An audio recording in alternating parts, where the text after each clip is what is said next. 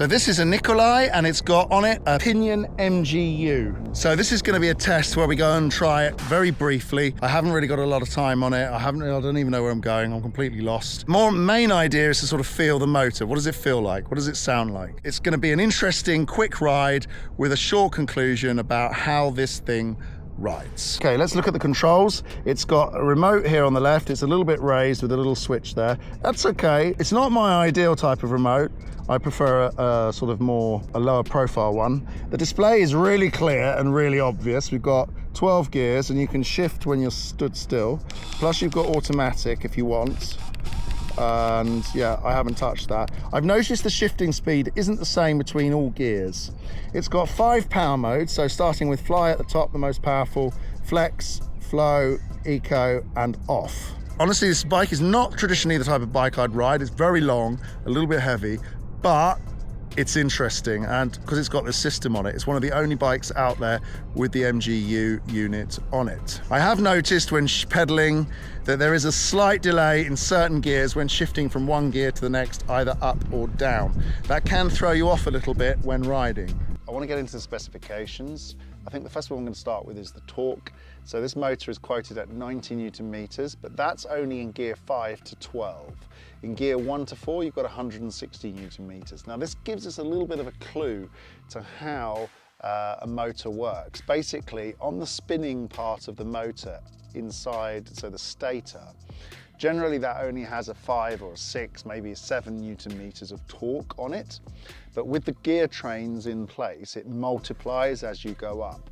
So fundamentally, by having a shift into a lower gear, I know there's another axle being put in there, which gives you a doubling of the torque. So that's why you've got 160 Newton meters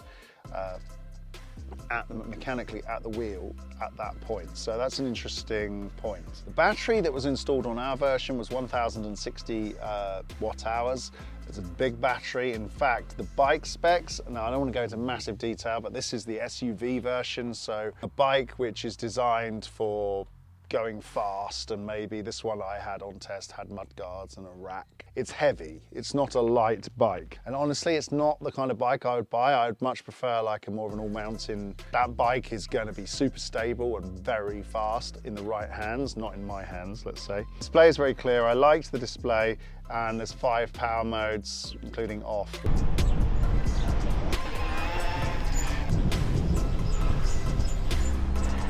Well, the motor response was smooth. It didn't feel the same as a derailleur and gear system. It did feel like you were pushing something else underneath you. Allora. It felt like it had a response that was tuned to be very similar to normal e-bike motors. The bike does react pretty quickly. That the shifting speed is very similar to a derailleur because it takes time for a chain to go from one cog to the next. Devo fare in retro direzione.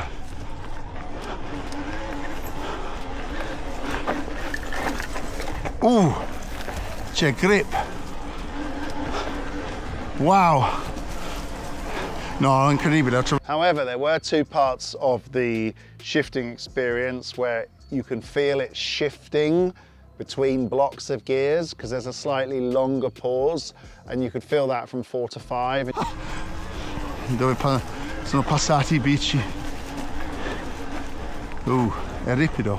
A longer time to shift. I felt like I didn't want to press hard on the gears. And yes, you can pedal and shift at the same time, but I would just ease off on the pressure, which brings me into a whole new experience. You find you have to think about it, enact the shift speed with the electronic shifting, which is fine, it's pretty responsive. Pedal pressure at the right time. But with this, I find a smoother experience if you wait a bit and then pedal. I'm shifting under power. Torque feeling. I have to say that I was impressed with how smooth the whole system was. It felt like the motor had a kind of traction control, and that surprised me.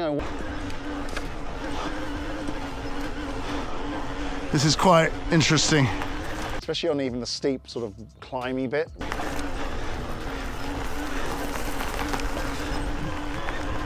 Noise levels were, let's say... I have no idea where I'm going. Here we go. similar to say a Bosch Gen 4 CX, I would say.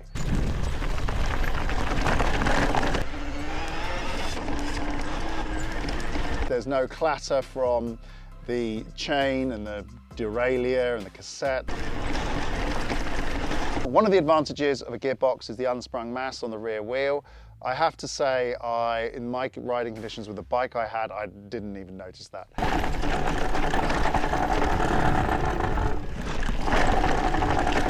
On a lighter weight bike, you probably might notice it, or if you're on one of these bikes, quite a lot, and you can compare them back to back. Wow, questo bici è lungo, No, è un L, è veramente lungo. Thing under load. I mean, I think you've got to think about your gears a little bit more. You've got to think about where am I going, what am I about to do. Qui è ripido. Downhill, I rode a couple of descents. Obviously, the brakes were the wrong way round for me. I couldn't switch them over. So that made it a little bit harder to sort of judge how the bike felt. And the gearbox, there was no obvious clatter or rattling noise from the system. The rear wheel was very silent. Obviously, rear suspension felt good, felt smooth. I couldn't notice though, as I said this before, the unsprung mass. With a lighter weight bike, I'm sure you do notice it. So I would like to try a lighter weight bike. Riding around this system then, normally, and I was riding normally, I was riding it pretty much like an average person would take the bike, no one riding extreme, and just riding around. Could I feel any particular difference with the gearbox and belt drive from Gates? Well, I did notice that it was quiet. Con tanto senso. So the Gates drive was very silent. Was it something which said to me, wow, this is different, this is something I really want? No. You can shift under power, under loads, like I'm shifting. There is a bit of a switch between 5 and 4. It was something which was worth trying again, let's say. But I need more time on it to get a little bit more deeper into it.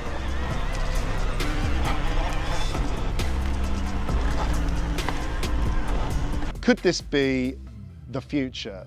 And is it, I don't think it's an exclusive future. I think it's definitely an interesting system. I would like to see the gearbox reduced in size maybe and have a slightly faster operation. Okay. Very interesting. I wanted to get into a little bit. I haven't had enough time on it to make any more conclusive ideas than that. I do think that you need a lot of time on this bike or this type of bike or this type of system to get into the weeds more and understand on your own personal trails how this system is. Thanks for watching. Don't forget to like and subscribe, and we'll see you on the next video.